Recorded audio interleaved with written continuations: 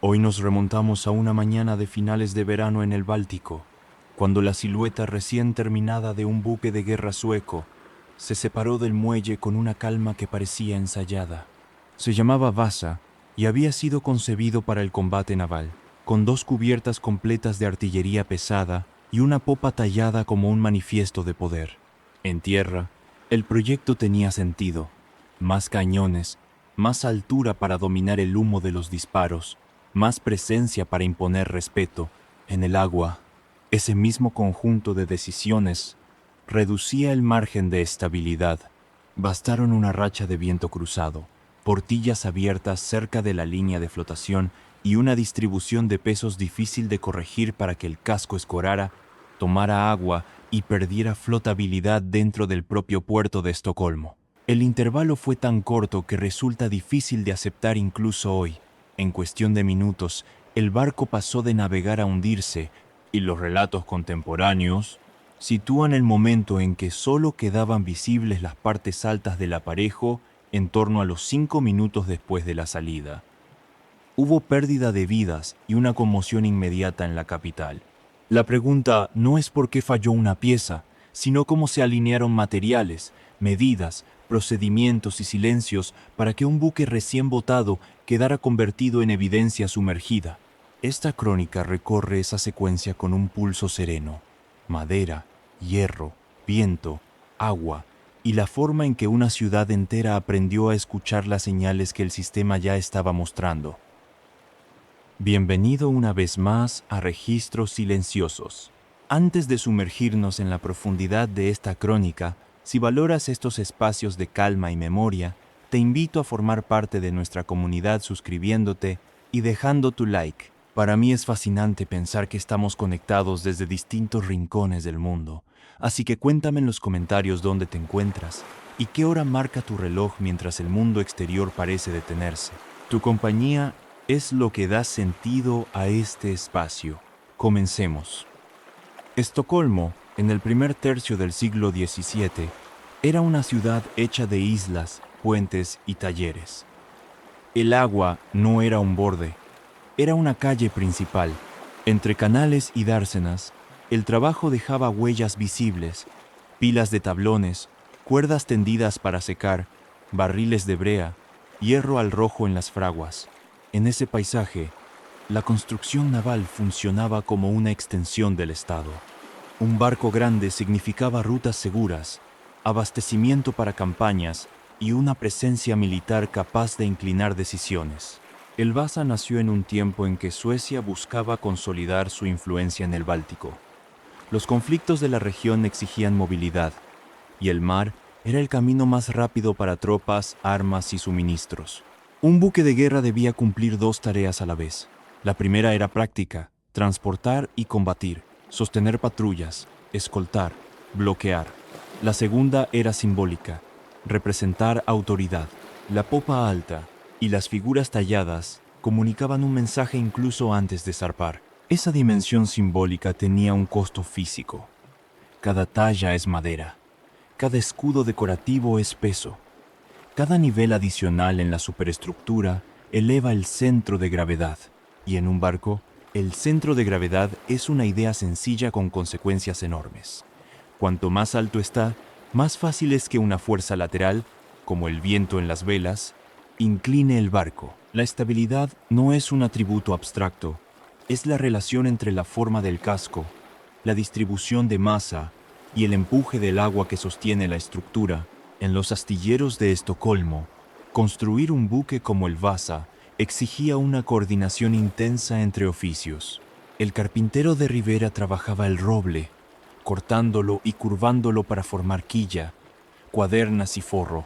El calafate sellaba juntas con estopa y brea, buscando que el agua quedara fuera incluso cuando la madera se hinchara o se contrajera con el clima. El herrero aportaba clavos, pernos, grapas y herrajes que soportaban tensiones constantes. El velero cosía paños de lona que debían resistir vientos sostenidos sin rasgarse. El cordelero producía cables, obenques y estáis con una regularidad que solo se logra con práctica y paciencia. Y, al mismo tiempo, los fundidores y armeros preparaban cañones, balas, cureñas, pólvora y herramientas para manejo de artillería. El roble era el material dominante. Elegido por su resistencia, también traía desafíos. Los árboles crecían en bosques controlados por la corona o por grandes propietarios, y su selección importaba el grano, la curvatura natural, la ausencia de pudrición. Una parte de la madera se trabajaba relativamente fresca, lo que facilitaba dar forma, aunque implicaba que el material cambiaría con el tiempo. En una ciudad de clima frío y humedad persistente, el secado no era uniforme. La madera podía absorber agua, hincharse y luego contraerse en periodos más secos. El barco debía aceptar esa respiración de la materia sin abrir caminos para filtraciones. La construcción empezaba por la quilla, una pieza larga y robusta que definía el eje del barco. Sobre ella se levantaban las cuadernas, como costillas que daban forma al volumen del casco. Luego se fijaba el forro exterior, tablones curvados que sellaban el contorno. En esa fase, el barco parece un animal invertido, estructura y piel, aún sin cubierta completa, pero ya capaz de imponer escala. Después se añadían cubiertas internas, mamparos, refuerzos y finalmente la superestructura. Cada cubierta era una plataforma de trabajo y de carga. Para un buque de guerra, las cubiertas de artillería eran cruciales. Debían soportar peso y retroceso, permitir el movimiento de cañones y artilleros, y mantener aberturas, las portillas que podían abrirse para disparar y cerrarse para navegar. Las portillas eran un compromiso. Una abertura en el costado reduce resistencia estructural y, si se acerca demasiado al agua, se vuelve un riesgo de inundación. La ventaja era táctica. Disparar desde más cerca del nivel del mar podía ser efectivo, con una trayectoria más tensa. El riesgo era evidente. Una escora moderada podía convertir esas aberturas en entradas de agua. En un barco estable, el margen entre el borde inferior de la portilla y la superficie del mar se mantiene suficiente incluso con viento lateral. En un barco con margen estrecho, esa distancia se agota rápidamente. El Vasa fue concebido con 2 cubiertas completas de artillería pesada, una decisión ambiciosa para su tiempo. Esa ambición aumentaba la potencia de fuego, pero colocaba una parte importante del peso en altura. Los cañones no son solo metal, son metal, madera, munición, herramientas y personas concentradas en un mismo plano. Además, su distribución longitudinal y lateral importa. Un casco puede tolerar un peso alto si abajo hay masa suficiente para compensar, y si la forma del casco ofrece un brazo de estabilidad adecuado, ahí entra el lastre. Piedras, hierro u otros materiales densos se acomodaban en el fondo para bajar el centro de gravedad. El lastre, sin embargo, no es infinito. Demasiado lastre reduce francobordo, baja la cubierta más cerca del agua y hace al barco más húmedo y pesado. Demasiado poco lastre deja al barco sensible al viento.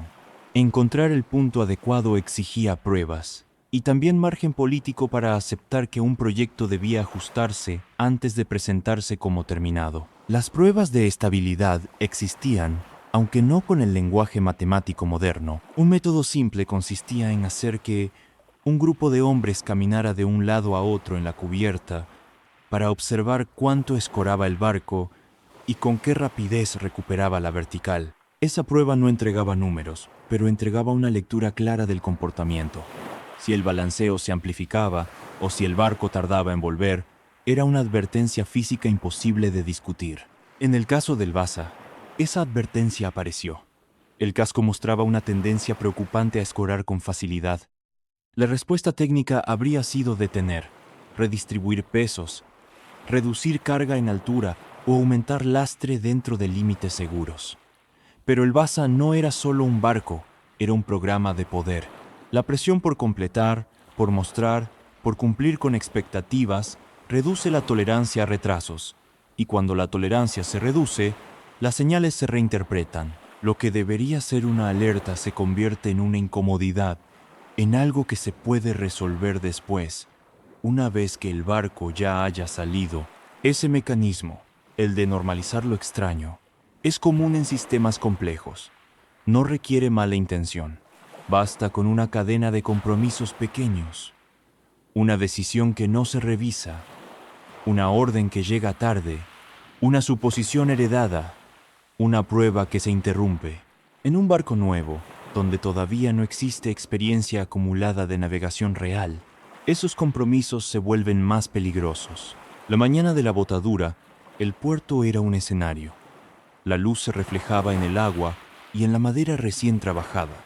En el aire se mezclaban olores de resina, brea y humo de talleres. Las velas, aún plegadas o parcialmente desplegadas, aguardaban el primer viento sostenido. En los muelles, autoridades y curiosos añadían solemnidad. La navegación inicial dentro del puerto protegido podía parecer segura. Las islas y los edificios cortaban parte del viento, y el agua, menos agitada, amortiguaba movimientos. Pero esa calma es engañosa. Dentro de un puerto, el viento entra en ráfagas irregulares, canalizado entre construcciones y relieves. Un barco alto recibe esas ráfagas como empujes laterales repetidos. Si el casco es estable, responde con un balanceo moderado y vuelve. Si el margen de estabilidad es pequeño, cada empuje consume una parte de ese margen, y el punto de no retorno puede llegar con una ráfaga que, en otro barco, sería un evento menor. En un buque de guerra, además, hay gestos de presentación. Abrir portillas para mostrar artillería, desplegar velas con decisión, mantener una postura orgullosa ante la ciudad. Cada gesto tiene un efecto físico. Una portilla abierta baja el umbral de seguridad frente a la escora. Una vela que toma viento aumenta el momento de inclinación. El conjunto, en un barco con centro de gravedad alto, crea una vulnerabilidad que no necesita mar abierto para manifestarse. El Vasa se alejó del muelle y avanzó con una inercia pesada. El timón respondía, la tripulación ajustaba cabos y el casco parecía obedecer. Luego llegó un viento cruzado. El barco escoró, recuperó algo, escoró otra vez. Ese patrón que podría parecer normal tenía una diferencia. La amplitud no se mantenía controlada. La escora se acercaba a un punto donde las aberturas bajas comenzaban a mirar al agua desde demasiado cerca. Cuando el agua entra por una abertura lateral, incluso una entrada inicial pequeña, el problema cambia de naturaleza. Ya no se trata solo de estabilidad frente al viento, se trata de inundación. El agua que entra se desplaza hacia el lado bajo, aumentando peso justo donde el barco ya está inclinado. Es un efecto acumulativo. Cuanto más se inclina, más fácil es que entre agua. Cuanta más agua entra, más se inclina. En un espacio interior con cubiertas, escotillas y pasajes, el agua encuentra rutas. No hace falta recrear escenas humanas para entender el mecanismo. Es suficiente con pensar en gravedad, inclinación y volumen. Las bombas de achique de la época eran esenciales, pero limitadas. Dependían de fuerza humana y de que el barco mantuviera una posición que permitiera operarlas. En una escora pronunciada, el trabajo se dificulta.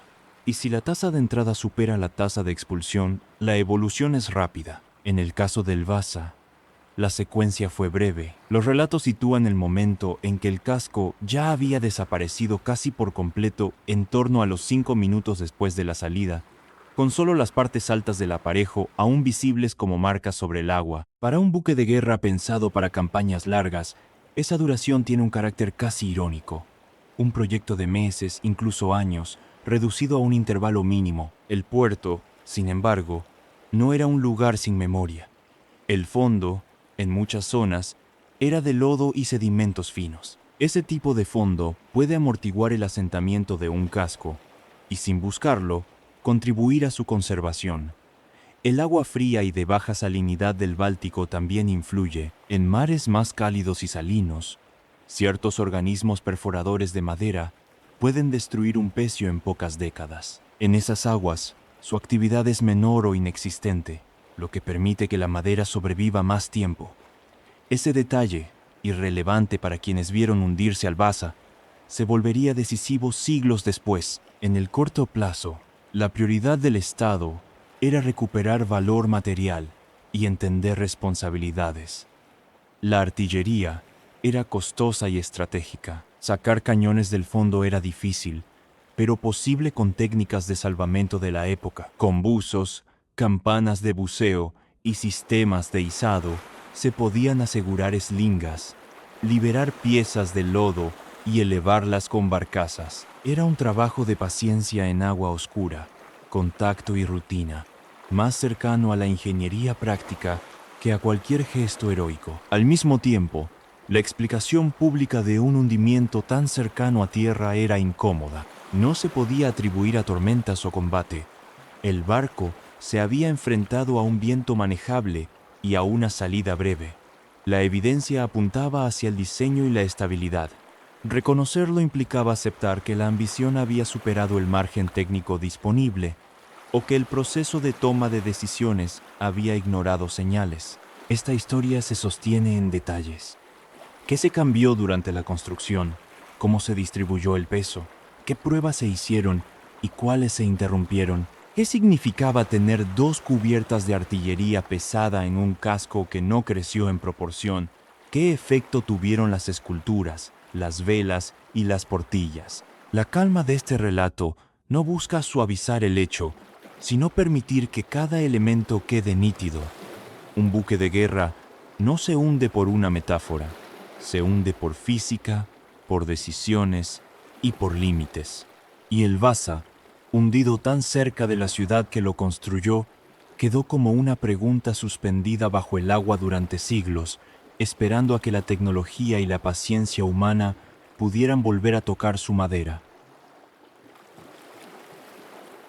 El puerto de Estocolmo siguió respirando después del hundimiento, pero el agua guardó una anomalía. Bajo la superficie quedaba el volumen completo de un buque de guerra, apoyado en el fondo, con el casco inclinado y con aberturas que habían permitido la entrada de agua. Con el paso de las horas, la ciudad tuvo que mirar el hecho desde 2 ángulos a la vez. El ángulo práctico, porque había algo grande en un canal de navegación, y el ángulo institucional, porque el barco era un proyecto del Estado. En términos simples, el Vasa se convirtió en un pecio, un barco hundido cuyos restos permanecen en el fondo.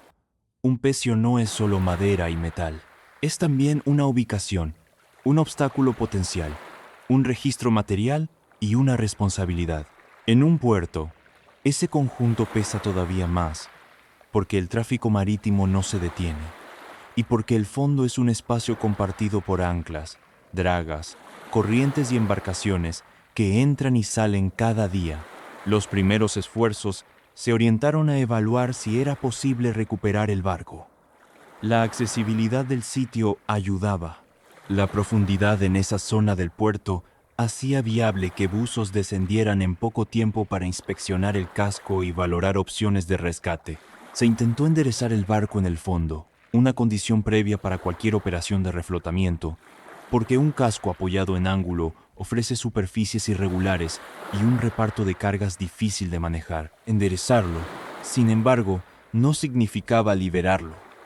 El fondo del puerto no era roca, era arcilla y sedimentos finos, pegajosos, capaces de aferrarse a grandes superficies como una succión persistente.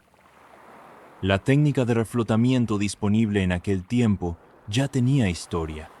El principio era aprovechar la flotabilidad de otras embarcaciones para elevar la hundida.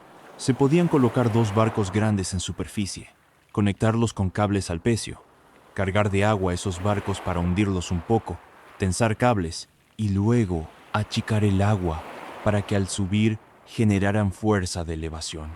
En teoría, era un método efectivo. En la práctica, la arcilla del fondo y la superficie de contacto del casco podían vencer cualquier elevación razonable. Ese obstáculo fue determinante. El barco no era una pieza suelta. Con el tiempo, se fue asentando más, y el puerto necesitaba despejar lo que quedaba por encima. Las partes altas del aparejo y elementos superiores se retiraron para reducir el peligro de navegación en el canal. El barco, en cambio, quedó abajo. Cuando un proyecto no puede recuperarse por completo, la lógica del puerto se vuelve selectiva. Si el casco no puede elevarse, lo que sí debe recuperarse es lo valioso y lo reutilizable, especialmente lo que tiene alto costo de fabricación. En un buque de guerra, eso significa artillería. Los cañones de bronce representaban un valor enorme, incluso si la intención final era venderlos como metal para refundición. En las décadas posteriores, se organizó una operación de rescate de cañones que, para su época, fue un trabajo extraordinario. Buzos profesionales y una campana de buceo permitieron recuperar la mayoría de las piezas en un periodo de varios años. De la dotación original de cañones del barco, hoy solo permanecen unos pocos asociados al propio Vasa en su conservación posterior, porque la mayoría fue izada, retirada y reutilizada como metal. Ese salvamento temprano tuvo una consecuencia invisible. Cada intento de enganchar, anclar o izar desde arriba podía dañar partes superiores del casco. Anclas y equipos que, con el tiempo, tomaron al pecio como referencia o punto de trabajo contribuyeron a arrancar o degradar secciones expuestas. En el fondo, lo que sobrevivía quedaba protegido por el sedimento. Lo que quedaba más alto, en cambio, quedaba más expuesto al roce de siglos de actividad portuaria. Mientras tanto, el barco no desapareció por completo de la memoria. Aparecía en registros y cartas del puerto, señalado explícitamente como un pecio, una presencia conocida bajo el agua. Hubo buzos que afirmaron haberlo visitado en distintas décadas, y la Marina llegó a usar el área cercana para entrenamiento de buceo en la primera parte del siglo XX, precisamente por la existencia de ese gran resto sumergido. Era una memoria irregular, a veces nítida en documentos, a veces difusa en la práctica. El puerto cambiaba, los planes urbanos cambiaban, el fondo se alteraba por dragados y obras. Un pecio grande puede seguir allí y, aún así, volverse difícil de ubicar con exactitud. En la mitad del siglo XX, una decisión urbana desencadenó una búsqueda sistemática. La ciudad consideró construir un puente sobre la parte baja del puerto, y el trazado previsto pasaba por la zona donde el Vasa se había hundido. Para planificar, se tomaron numerosos sondeos durante el verano y el otoño de 1955, generando un mapa del contorno del fondo. Ese mapa mostró un bulto, una elevación anómala de grandes dimensiones, a cierta distancia de Beckholmen, con una longitud y altura compatibles con una estructura mayor. Con esa información, la búsqueda dejó de ser un rumor y se convirtió en una verificación física. En agosto de 1956, se arrastró un gancho de fondo que golpeó algo, se bajó una plomada y volvió con una muestra de roble ennegrecido, roble empapado que había estado sumergido durante siglos.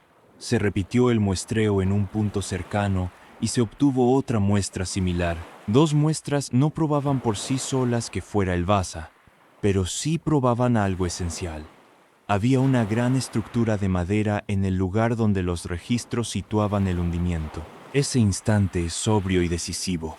No hay fanfarria. Hay una pieza oscura de roble, pesada de agua, y la certeza de que el fondo guarda una forma grande. Un pecio no anuncia su identidad. Debe ser leído. Y, desde esa muestra, el Vasa dejó de ser una historia repetida en libros para volver a ser un objeto real, localizado, esperando ser inspeccionado. El hallazgo de roble ennegrecido en la plomada fue una confirmación inicial, pero la identidad del pecio todavía debía sostenerse con señales inequívocas. La Marina proporcionó buzos para una inspección directa, porque una cosa es mapear un bulto en el fondo y otra es tocar una pared de madera, reconocer sus proporciones y entender qué tipo de barco puede ser. En septiembre de 1956, buzos descendieron al sitio.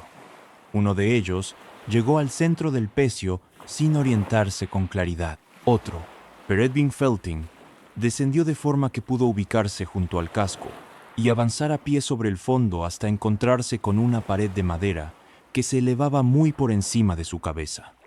En esa pared aparecían aberturas cuadradas repetidas, alineadas a lo largo del costado. Eran portillas de cañón.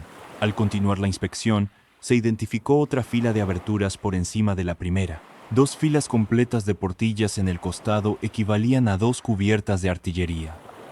En esa parte del puerto solo había un buque de guerra conocido por haber tenido esa configuración y haberse hundido allí. La lectura técnica se volvió identificación histórica. El pecio era el Vasa. Confirmar la identidad fue el inicio de un debate distinto, ya no sobre si existía, sino sobre qué hacer con él. Elevar un pecio de ese tamaño no es un gesto único, es una intervención que transforma por completo el estado del material. La madera, tras siglos sumergida, se sostiene por un equilibrio particular. El agua llena espacios que antes ocupaban resinas y estructuras internas. Retirar el barco de su ambiente sin plan de conservación puede destruirlo. Por eso, incluso con identidad confirmada, el siguiente paso debía ser doble: ingeniería para elevar y estrategia para conservar. Hubo resistencia. No todos consideraban que valiera la pena izarlo. Algunas voces preferían dejarlo donde estaba, bajo el agua, para evitar costos y riesgos. Pero el impulso de Anders Franzen, sumado al apoyo de la Armada y de empresas privadas, permitió que el proyecto avanzara. La operación se diseñó con una idea central: romper la succión del fondo y repartir las cargas de elevación de manera controlada. En lugar de enganchar el casco desde arriba con anclajes, se decidió excavar túneles por debajo del barco. Con una boquilla especial, los buzos crearon varios túneles largos en la arcilla bajo el pecio. Un trabajo realizado en oscuridad y con riesgo inherente, porque excavar bajo una estructura de madera pesada, aun sostenida por el agua, exige control milimétrico. Por esos túneles se pasaron cables muy gruesos y extensos. Esos cables se conectaron luego a pontones de elevación, embarcaciones capaces de variar su flotabilidad, llenándose de agua y vaciándose después. El primer izado no buscaba sacar el barco a la superficie. Buscaba separarlo del fondo y sostenerlo en una cuna de cables, aún sumergido, para comprobar que el casco toleraba la tensión y que el lodo liberaba su sujeción. El peso del barco en aire es enorme, pero sumergido el empuje del agua reduce la carga efectiva. Aún así, el desafío no era solo peso, era adherencia. La arcilla puede comportarse como una mano que no suelta. Cuando por fin soltó, el Vasa quedó suspendido bajo el agua, sostenido por cables, y la operación entró en una fase de traslados por etapas hacia aguas menos profundas. Mover un barco del siglo XVII bajo el agua, sin verlo con claridad, requiere disciplina y registro constante. La fotografía, en agua turbia, ofrece poco. Por eso, los buzos hacían dibujos y anotaciones, construyendo un mapa mental y documental del casco mientras trabajaban. A medida que avanzaba el proyecto, el equipo creció y se especializó, porque la ingeniería de izado necesita redundancias, inspección continua de cables y puntos de apoyo, y control de cada unión entre pontones y cuna. La etapa intermedia incluyó reparaciones temporales, no para embellecer, sino para que el casco resistiera. Se taparon orificios donde pernos se habían disuelto con el tiempo, se prepararon refuerzos y se reconstruyó de manera provisional parte de la zona de popa que había sufrido daños por intentos previos y por enganches acumulados durante siglos. Es un punto importante. Rescatar un pecio no es solo elevarlo, es estabilizarlo para que no cambie de forma cuando cambian las fuerzas que actúan sobre él. Al final de este tramo, el Vasa seguía bajo el agua, pero ya no estaba atrapado por el fondo ni relegado a una ubicación perdida en el puerto. Había recuperado movilidad controlada. Estaba en una transición lenta, deliberada, desde el olvido sumergido hacia un espacio donde podría mostrarse de nuevo. Esa transición nació de una lectura técnica simple en la oscuridad, 2 filas de portillas de cañón en un costado y la certeza de que el pecio, por fin, tenía nombre.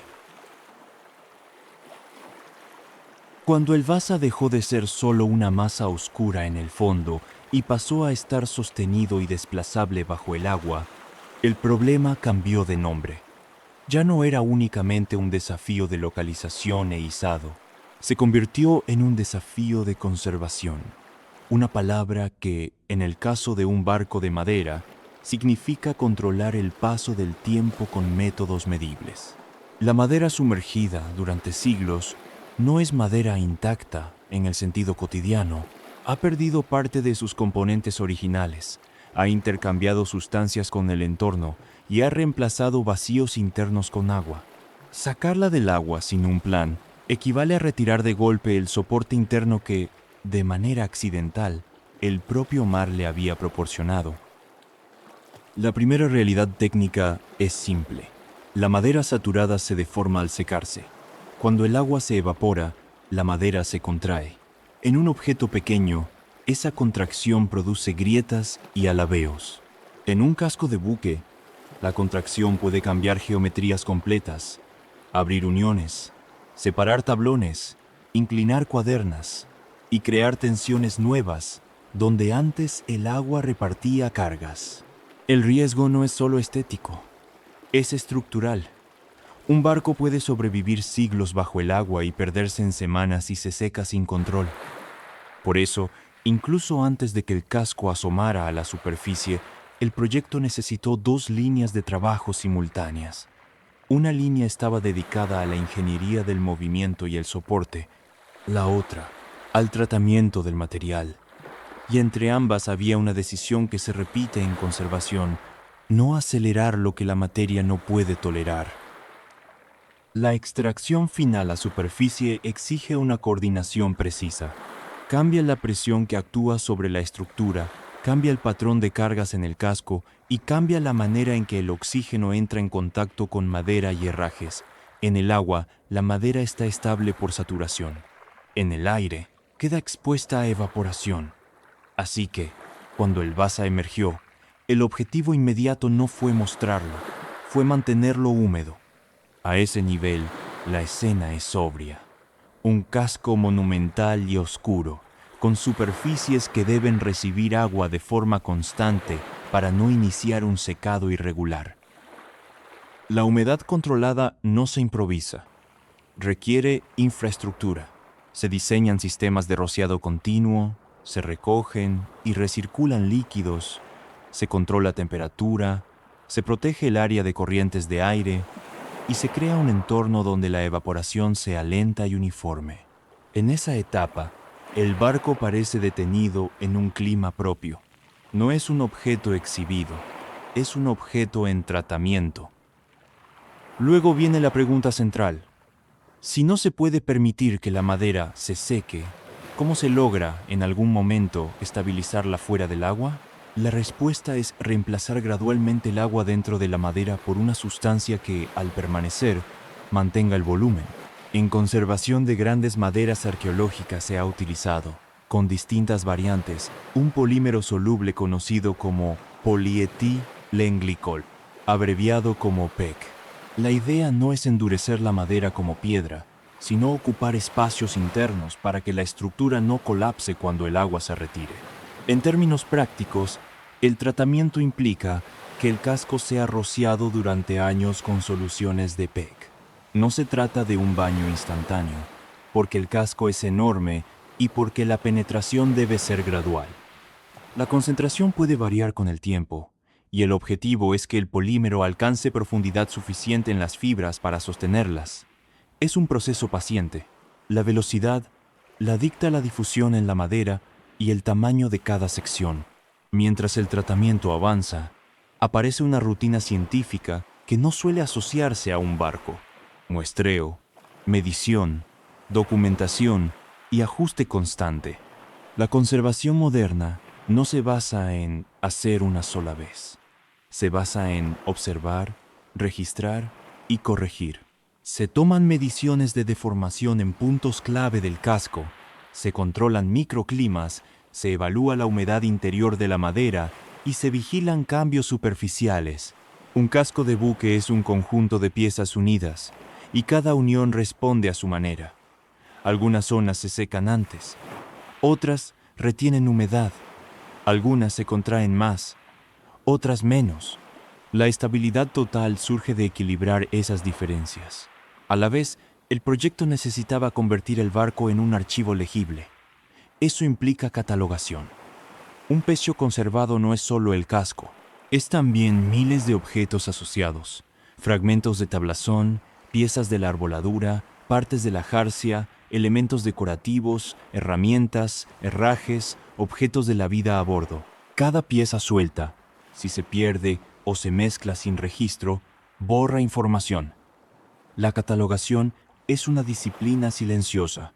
Se etiqueta, se mide, se fotografía, se describe materialmente y se asocia a un lugar de hallazgo. Incluso la posición relativa de un objeto dentro del barco puede contar cómo se usaba un espacio, cómo se almacenaba o qué se movió durante el hundimiento. En el Vasa, además, la decoración tallada añade una dimensión particular. Las esculturas no solo eran ornamentación, eran parte del lenguaje político y militar del buque. Para conservarlas hay que tratar madera, pigmentos y, en algunos casos, capas de preparación. La superficie de una talla puede retener restos de pintura que, al secarse, se vuelve frágil. Conservar pigmentos exige controlar luz, humedad y temperatura, porque la degradación puede acelerarse con exposición excesiva. Así que la restauración se vuelve un equilibrio entre mostrar y proteger. La estructura metálica del barco plantea otro desafío. Clavos, pernos y herrajes de hierro, al estar siglos sumergidos, se corroen de una manera distinta a la del aire. Cuando se exponen al oxígeno, ciertas reacciones pueden intensificarse, y esas reacciones no afectan solo al metal. En contacto con madera, los productos de corrosión pueden migrar y alterar el material orgánico. Por eso, el control ambiental no es un lujo, es un requisito químico. Un museo, en este caso, no es una sala. Es un sistema de conservación continuo. Se tiende a pensar que, una vez que el barco está fuera del agua, el rescate terminó. En realidad, allí empieza el trabajo largo. El casco necesita soportes. Un barco, en el agua, distribuye cargas por empuje. En tierra, debe apoyarse en estructuras que imiten, en lo posible, el reparto que el agua proporcionaba. Un soporte mal diseñado puede introducir puntos de presión que deforman con el tiempo. Por eso se construyen cunas, marcos y apoyos que sostienen cuadernas y quillas sin forzar. Se revisa su ajuste, se corrige, se refuerza. Es una arquitectura al servicio de otra arquitectura. En paralelo, la investigación histórica se beneficia de que el objeto sea accesible. Las marcas de herramientas en la madera permiten reconstruir métodos de trabajo. Un corte de azuela deja una textura distinta a un corte de sierra. Las uniones, como espigas, ensamblajes y pernos, muestran preferencias de un taller. La selección de piezas curvas sugiere cómo se aprovechaba la forma natural del árbol. Todo eso ayuda a responder preguntas que antes eran suposiciones. ¿Cómo se construía un buque de guerra en ese lugar y en ese periodo? ¿Qué se hacía con prisa? ¿Qué se hacía con cuidado? ¿Qué piezas se repetían como patrón? La dendrocronología, el análisis de anillos de crecimiento, aporta otra línea de información. Al comparar patrones de anillos con series conocidas, se puede estimar cuándo se talaron los árboles. Esto permite entender el ritmo entre tala y construcción, y también sugiere procedencia de la madera. No hace falta convertir esto en un laboratorio abstracto. Es una lectura material de decisiones logísticas. ¿Qué bosques abastecieron el proyecto? ¿Cuánta madera se necesitó? ¿Y cómo se coordinó ese flujo? También se pueden estudiar proporciones del casco con herramientas modernas, no para juzgar con superioridad, sino para entender límites. La relación entre manga y altura, la distribución de aberturas, la posición de cubiertas, la masa de superestructura, todo contribuye a explicar la inestabilidad. En un buque de guerra con 2 cubiertas de artillería, el diseño exige un margen de estabilidad mayor, porque el viento actúa sobre velas altas y la artillería añade masa por encima de la línea de flotación. Si el casco no ofrece suficiente brazo de recuperación, el sistema queda sensible. El Vasa permite ver esto en tamaño real, con la evidencia de sus portillas, sus cubiertas y su perfil. El trabajo con objetos internos revela la vida cotidiana sin necesidad de dramatizar. Utensilios, piezas de madera trabajada, partes de vestimenta, barriles y herramientas hablan de rutinas. La vida a bordo, incluso en un buque de guerra, se sostiene por tareas repetidas: preparar alimentos, mantener cabos, limpiar cubierta, revisar bombas, organizar munición, reparar velas. El barco es una máquina social y técnica, y los objetos son sus piezas pequeñas. En un pecio preservado, esas piezas ayudan a entender cómo se trabajaba dentro del casco, cómo se distribuían responsabilidades y cómo se ocupaba el espacio. La conservación, por su parte, impone un lenguaje de límites. No todo se puede recuperar en su forma original. Algunas partes se pierden, otras se deforman antes de ser estabilizadas, y otras se conservan pero requieren reemplazos estructurales externos para poder sostenerse. En proyectos así, siempre hay un debate entre autenticidad material y estabilidad. Mantener cada fragmento original en su lugar puede ser ideal, pero si eso compromete la integridad del conjunto, se adoptan soluciones discretas: soportes ocultos, fijaciones reversibles, refuerzos que no imitan lo original pero protegen lo original. Hay un aspecto que suele pasarse por alto: la conservación también es un trabajo de tiempo humano. Equipos que se relevan, que documentan para que otros continúen, protocolos que se ajustan con nueva evidencia, decisiones que se revisan décadas después. Un barco rescatado se vuelve un proyecto de generaciones, y eso encaja, de manera silenciosa, con la naturaleza del objeto. El Vasa fue concebido para representar permanencia. Terminó representándola, pero de otra manera, como una lección material de cómo se sostiene algo frágil a lo largo del tiempo. En este punto, el barco ya no está perdido en el fondo ni es solo un casco rescatado. Es un objeto que exige un edificio, un ambiente y una narrativa técnica. Y esa narrativa no necesita adornos. Basta con observar lo que requiere: agua rociada durante años, control ambiental constante, soportes estructurales, catalogación minuciosa, investigación paciente. Todo eso nace de un hecho inicial: un margen de estabilidad insuficiente convertido en un hundimiento rápido. La velocidad del accidente y la lentitud de la conservación no compiten, se complementan. Una muestra lo fácil que es perder un sistema. La otra muestra lo difícil que es recuperarlo sin perder su significado. El casco, tratado y sostenido, mantiene la textura del roble y el mapa de sus uniones. La madera se oscurece con el tiempo y con el tratamiento, pero conserva la lógica de su construcción. En esa lógica se puede leer una época, su ambición, sus límites, su manera de convertir bosque en buque de guerra. Y en el silencio controlado de la conservación, el Vasa se prepara para ser visto no como espectáculo, sino como evidencia. Con el Vasa ya estabilizado fuera del agua y bajo un régimen de conservación continuo, el casco dejó de ser solo una recuperación extraordinaria y pasó a ser una fuente de información. La diferencia es importante. Un objeto rescatado puede mirarse como una curiosidad. Un objeto documentado y estudiado se convierte en evidencia. En el caso del Vasa, esa evidencia no vive en una frase única, vive en miles de detalles: proporciones del casco, alineación de portillas, refuerzos, marcas de herramientas, decisiones de ensamblaje y señales de cambios durante la construcción. El análisis técnico de un buque de guerra de ese periodo rara vez cuenta con un ejemplar tan completo.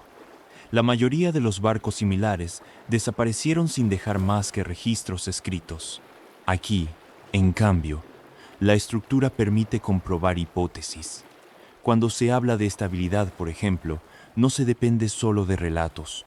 Se puede medir la relación entre altura y manga, observar la masa que se concentró en la superestructura, estimar el peso relativo de artillería y estructura en cubiertas altas y ver cómo esas decisiones reducen el margen de recuperación frente a un viento lateral común. En términos de lección operativa, el Vasa enseña algo que atraviesa siglos. Un sistema puede fallar sin que haya una causa espectacular.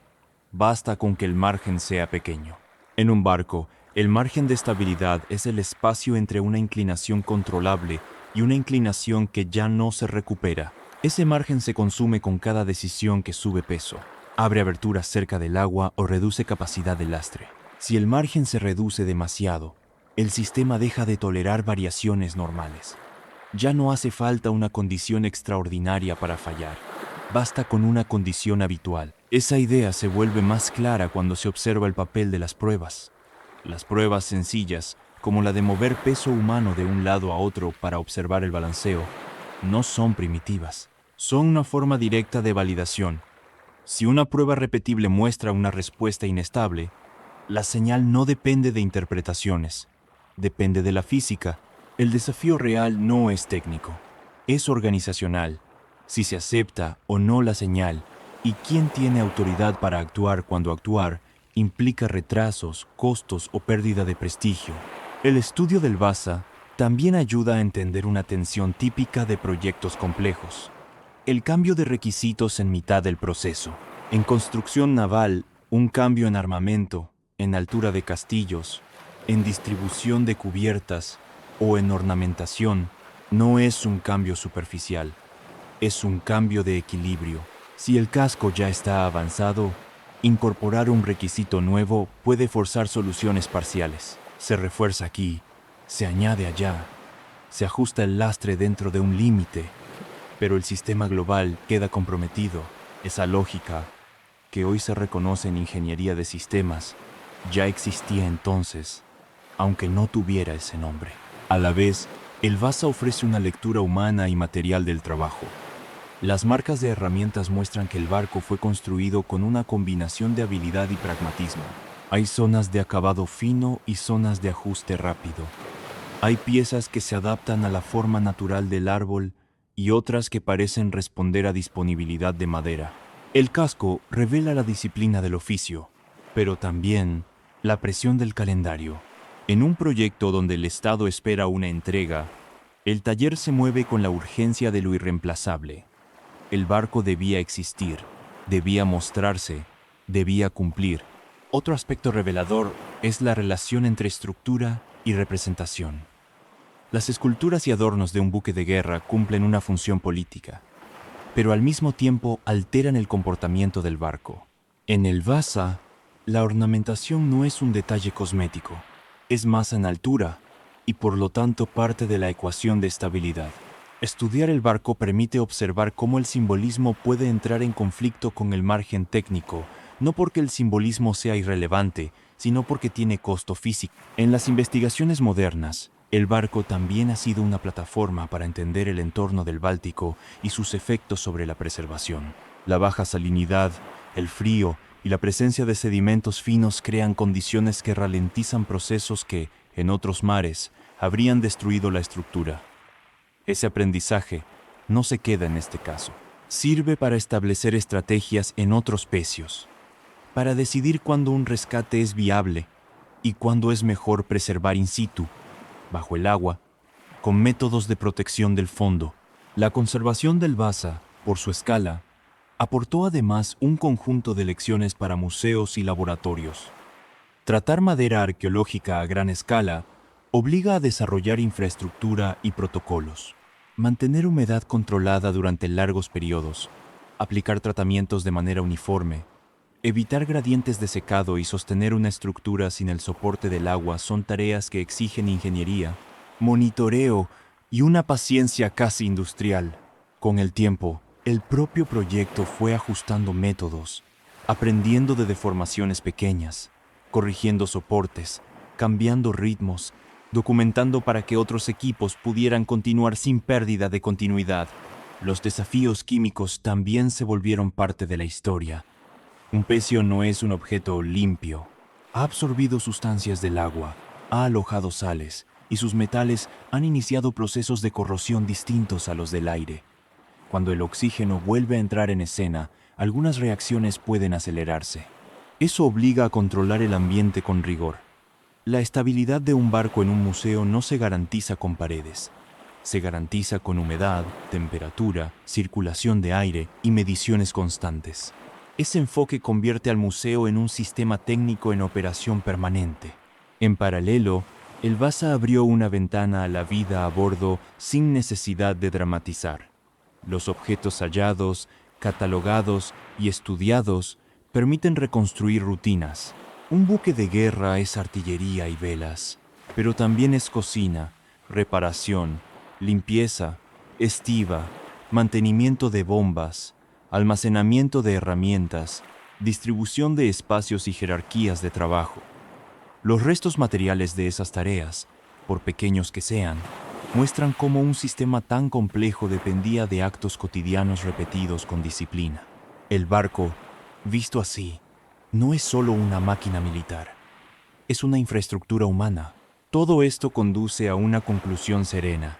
El Vasa se convirtió en un caso donde la lección central no es el hundimiento, sino el margen.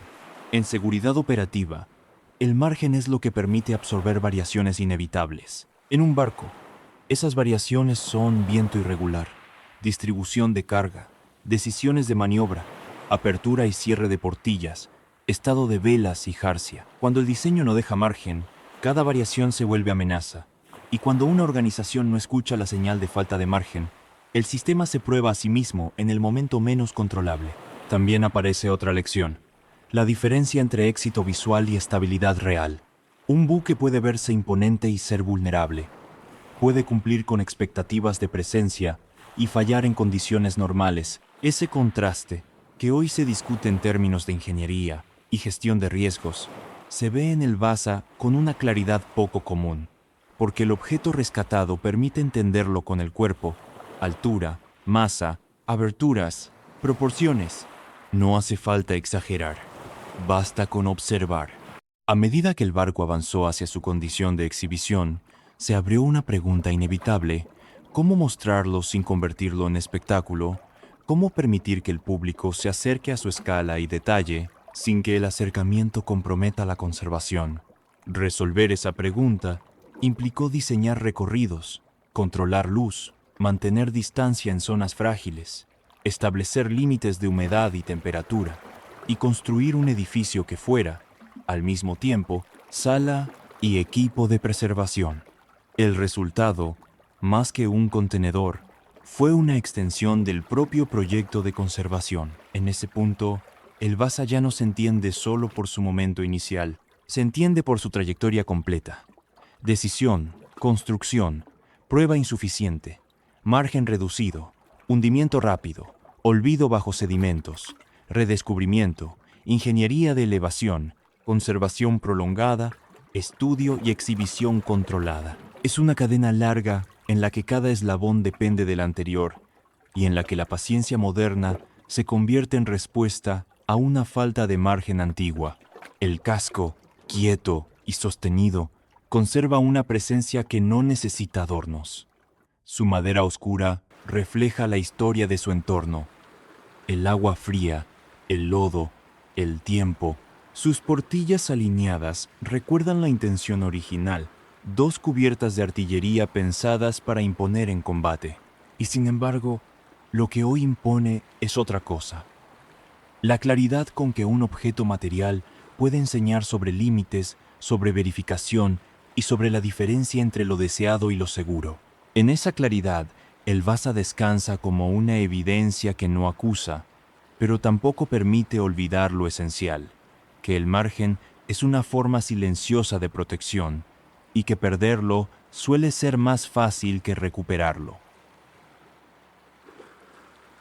El Vasa, una vez estabilizado y sostenido en condiciones controladas, no podía simplemente colocarse en una sala como si fuera una pieza común. Un casco de madera del siglo XVII necesita un edificio que se comporte como un instrumento. Debe mantener humedad y temperatura dentro de rangos estables, limitar cambios bruscos de luz, reducir vibraciones y, al mismo tiempo, permitir que el público comprenda escala, estructura y contexto.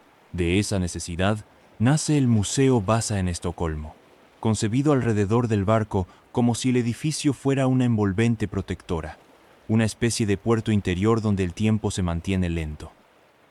Al entrar, lo primero que domina no es un panel ni un texto, es la masa del casco. La madera, oscurecida por siglos bajo el agua, y por el propio tratamiento de conservación, absorbe la luz en lugar de reflejarla.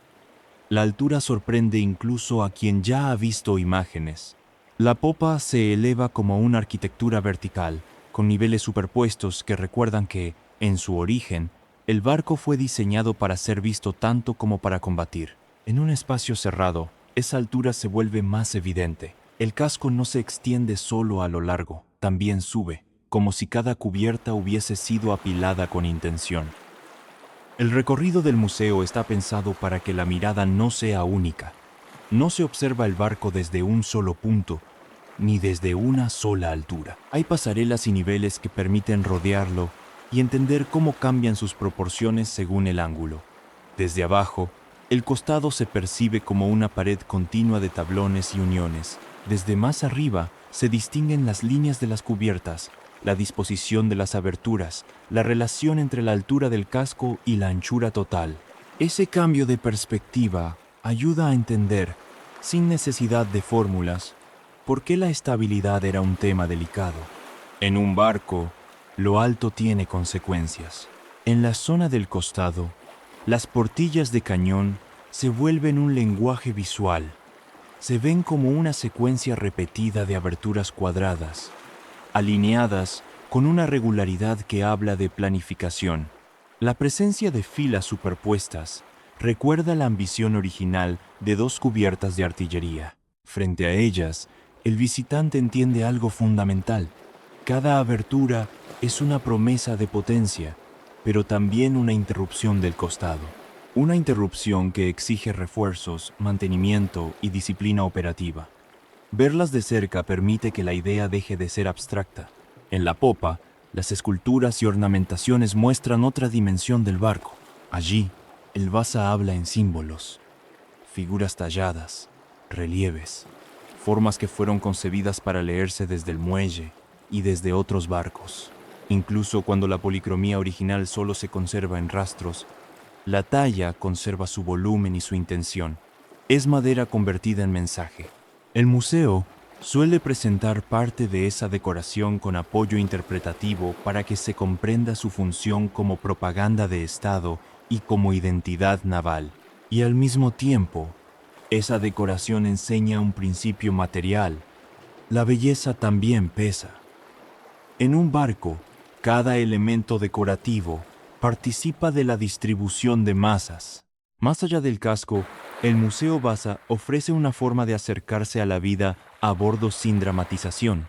El barco fue un entorno de trabajo, y el museo traduce ese trabajo en objetos y explicaciones, herramientas, recipientes, piezas de equipamiento, componentes de jarcia y elementos asociados a la logística diaria. En un buque de guerra, la rutina no depende de momentos excepcionales, depende de repetición y mantenimiento. Cabos que deben revisarse, velas que se cosen, superficies que se limpian, bombas que se comprueban, provisiones que se ordenan para que el acceso sea rápido. Ver los objetos vinculados a esas tareas permite imaginar, con sobriedad, el ritmo de una jornada en cubierta y bajo cubierta, donde el sonido dominante habría sido el trabajo constante de la madera y la cuerda, no la ceremonia. Una parte importante del museo está dedicada a la construcción naval. Allí, el visitante aprende cómo se levanta un casco a partir de quilla, cuadernas y tablazón. Se explican las uniones, los tipos de pernos y clavos, el calafateo con estopa y brea, y el modo en que la madera era seleccionada y trabajada. El Vasa, al conservar marcas de herramientas, permite mostrar la diferencia entre cortar, ajustar y ensamblar. En esas marcas hay una enseñanza silenciosa. Los barcos no se construyen con perfección geométrica, se construyen con tolerancias y correcciones, pieza a pieza, en diálogo con el material. El museo también suele incluir representaciones de la ingeniería del salvamento y del levantamiento moderno, no solo como una historia de esfuerzo, sino como un proceso técnico. Localizar, confirmar, excavar túneles bajo el casco, pasar cables, elevar por etapas, trasladar a zonas menos profundas y, finalmente, sacar a superficie bajo control. En ese relato, el protagonista no es el riesgo, es el método. La operación se entiende como una serie de decisiones que priorizan la integridad del objeto. Se explica por qué no era posible secar la madera de forma rápida, por qué era necesario sostener el casco con una cuna y por qué la conservación requería un plan de largo plazo. Una sección especialmente valiosa del Museo Vasa es la dedicada a la conservación. Allí se hace visible algo que, desde fuera, suele parecer magia: rociar, medir, estabilizar, esperar. El visitante entiende que el barco no llegó al museo como un objeto terminado, sino como un organismo saturado que necesitaba décadas de tratamiento. Se muestran conceptos como el reemplazo gradual del agua en la madera por sustancias estabilizadoras, el control de humedad y temperatura, y el monitoreo continuo para detectar deformaciones pequeñas antes de que se vuelvan grandes. Este enfoque convierte al museo en algo más que exposición. Lo vuelve una extensión del laboratorio. En espacios de exhibición, a menudo se presentan elementos del entorno del Báltico que hicieron posible la preservación. Agua fría, baja salinidad, sedimentos finos y condiciones que frenan el deterioro. Ese contexto es importante porque ubica el caso en un mapa ambiental. No todos los mares conservan de la misma manera.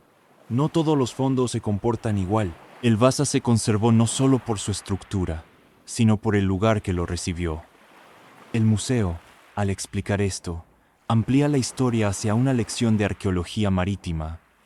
El ambiente es parte del archivo. Otro punto que suele recibir atención es la escala de la colección asociada. Un barco de ese tamaño, conservado con tanto detalle, trae consigo miles de piezas. El museo muestra cómo se catalogan, cómo se asocian a zonas del casco y cómo esas asociaciones ayudan a reconstruir el uso del espacio. La catalogación es una tarea que rara vez se ve desde el público, pero aquí se vuelve comprensible. Un objeto sin contexto pierde significado. Un objeto con contexto se convierte en evidencia de hábitos, jerarquías de trabajo y logística. En muchas áreas, la exhibición se apoya en modelos del barco, algunos que representan cómo pudo verse originalmente con velas y colores, y otros que explican partes que hoy no están completas o que resultan difíciles de visualizar desde el casco real. Estos modelos cumplen una función didáctica sin reemplazar al objeto. Permiten ver la silueta completa, entender la arboladura, imaginar la presencia de velas desplegadas y relacionar esa presencia con fuerzas físicas. La vela no es un adorno, es una superficie que genera empuje y, por tanto, inclinación. Entender eso ayuda a conectar la forma del barco con su comportamiento. El museo también suele presentar una lectura de seguridad y verificación, no en forma de lección escolar, sino como un hilo que atraviesa todo. Una prueba sencilla puede revelar un problema sistémico. Un margen reducido puede convertir un entorno normal en un entorno crítico. Una decisión de diseño puede tener efectos operativos. Ver el Vasa permite que esas ideas se vuelvan concretas. Altura, peso, aberturas, lastre. La seguridad aparece como una suma de pequeñas decisiones coherentes, no como un gesto final. Hay algo en la iluminación del Museo Vasa que acompaña ese tono. La luz está controlada para proteger materiales y para evitar que el casco se vuelva un espectáculo. El espacio se siente más cercano a un hangar silencioso que a una sala brillante. Esa atmósfera ayuda a mirar con atención, a notar detalles de tablazón, a distinguir uniones, a percibir la rugosidad de la madera. El visitante se mueve despacio, no por obligación, sino porque el objeto lo pide. Un barco grande impone su propio ritmo. Al rodear el casco, es posible apreciar cómo el barco funciona como una pieza de arquitectura, no solo por su volumen, sino por su lógica interna. La quilla como columna vertebral, las cuadernas como arcos repetidos, las cubiertas como planos de trabajo, las portillas como ventanas funcionales, la superestructura como edificio sobre un edificio. Esa lectura arquitectónica es parte de su valor museográfico. Permite que un público amplio entienda ingeniería sin sentirse frente a una pizarra. En algunos puntos del recorrido, el museo presenta reconstrucciones o interpretaciones del proceso artesanal, cómo se tallaban las figuras, cómo se aplicaban pigmentos, cómo se organizaban talleres, cómo se coordinaban oficios. La historia se vuelve tangible, herramientas, maderas, técnicas, y en esa tangibilidad aparece una idea que no necesita grandes palabras. Un buque de guerra era una convergencia de economía, política, artesanía y física. La experiencia también incluye el contraste entre lo que el Vasa fue y lo que el Vasa es hoy. Fue concebido como instrumento militar y símbolo estatal. Hoy es un instrumento de memoria técnica. Esa transformación, al caminar alrededor del casco, se siente como un cambio de propósito. El barco ya no existe para imponerse, existe para enseñar con hechos. Y esa enseñanza no depende de dramatizar, depende de mostrar el objeto, sus proporciones y las decisiones que quedaron grabadas en madera y hierro. En los últimos niveles, al mirar hacia abajo, el casco se vuelve una especie de mapa. Se ven líneas de costado, zonas donde faltan piezas, áreas donde la conservación exige soportes y la continuidad de la estructura que sobrevivió. La distancia permite percibir lo que desde cerca se pierde, la relación global entre altura y anchura, la longitud total, el modo en que la popa domina el perfil. Es una mirada útil para cerrar la comprensión. El Vasa, como sistema, no es la suma de detalles, es la forma completa y la distribución de masas. Y aún así, el museo no deja que el visitante se quede solo en la escala. Vuelve a lo pequeño, vuelve a la herramienta, al fragmento, a la pieza catalogada. Esa alternancia es parte de su diseño narrativo, del bosque convertido en cuaderna, de la cuaderna convertida en casco, del casco convertido en buque de guerra, del buque de guerra convertido en pecio, del pecio convertido en objeto conservado, del objeto conservado convertido en museo. En esa cadena, el Museo Vasa actúa como un último eslabón operativo. Mantiene al barco en condiciones estables, lo monitorea, lo interpreta y lo comparte. No lo termina, porque un objeto así nunca se termina del todo. Lo sostiene, y sostenerlo es, en sí mismo, una forma de respeto por el trabajo humano que lo construyó y por las lecciones que dejó. Gracias por permitirme acompañarte en este viaje a través del tiempo y la memoria. Hasta nuestro próximo encuentro en Registros Silenciosos.